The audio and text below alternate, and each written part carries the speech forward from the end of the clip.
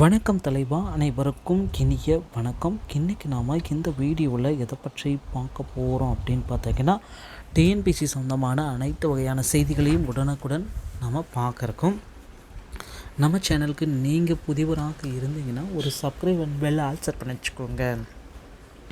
எல்லாருமே எதிர்பார்த்துட்டே இருந்தாங்க இந்த குரூப் 2 உடைய ரிசல்ட் எப்போ வெளியிடுவாங்கன்ட்டு.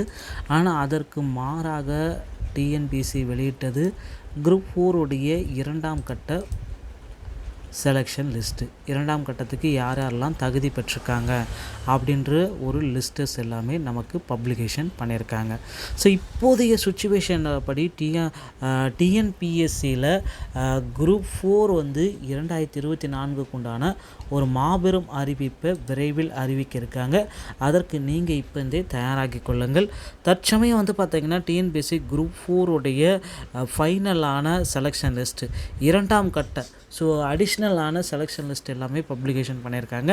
இந்த அடிஷ்னல் செலெக்ஷன் லிஸ்ட்டில் மீண்டும் ஒரு வாய்ப்பு ஒரு சிலருக்கு கிடைக்கப்பட்டிருக்கும்.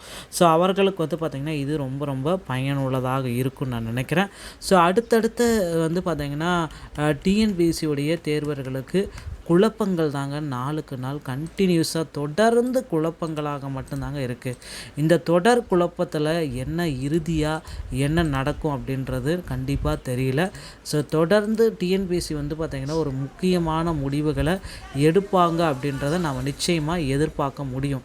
ஸோ இந்த மாத இறுதி, இந்த டிசம்பர் இறுதி, இந்த ஆண்டோடைய இறுதியில் இதற்குண்டான ஒரு மாபெரும் அறிவிப்பை டிஎன்பிஎஸ்சியை நமக்கு வெளியிடுவாங்க அப்படின்றத நிச்சயமாக 100% நாம் எதிர்பார்க்கலாம்.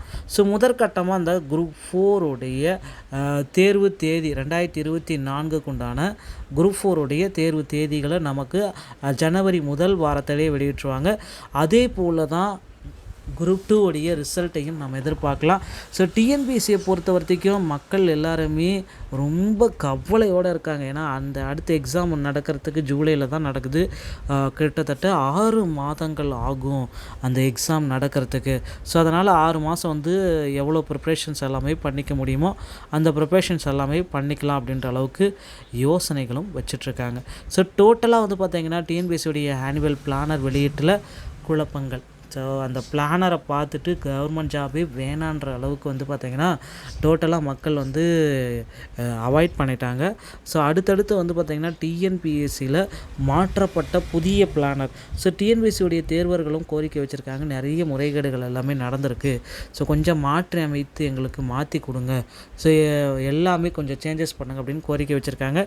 இவர்களுடைய கோரிக்கைகளை ஏற்று விரைவில் டிஎன்பிஎஸ்சியுடைய முக்கிய முடிவுகளை நாம் இன்னும் சில தினங்களில் எதிர்பார்க்க முடியுங்க. ஸோ டிஎன்பிஎஸ்சியில் தற்சமயம் குரூப் 4 உடைய 2ஆம் லிஸ்டர்ஸ் எல்லாமே வெளியிட்டிருக்காங்க. ஸோ அந்த 2ஆம் லிஸ்ட்டை நீங்கள் செக் பண்ணணும் அப்படின்னு நினச்சிங்கன்னா யாரெல்லாம் 2ஆம் லிஸ்ட்டில் போக வேண்டிய நபர்கள் அப்படின்றத நமக்கு தெளிவாக ப்ரொவைட் பண்ணிட்டாங்க. ஸோ அந்த லிஸ்ட் அவுட்ஸ் எல்லாமே நீங்கள் செக் பண்ணி வச்சுக்கோங்க. ஸோ அடுத்தடுத்து டிஎன்பிஎஸ்சி சொந்தமான செய்திகள் அனைத்தையும் நீங்கள் உடனுக்குடன் பெற நம்ம சேனலோட இணைந்திருங்கள். அடுத்த வீடியோவில் சந்திக்கிறேன்.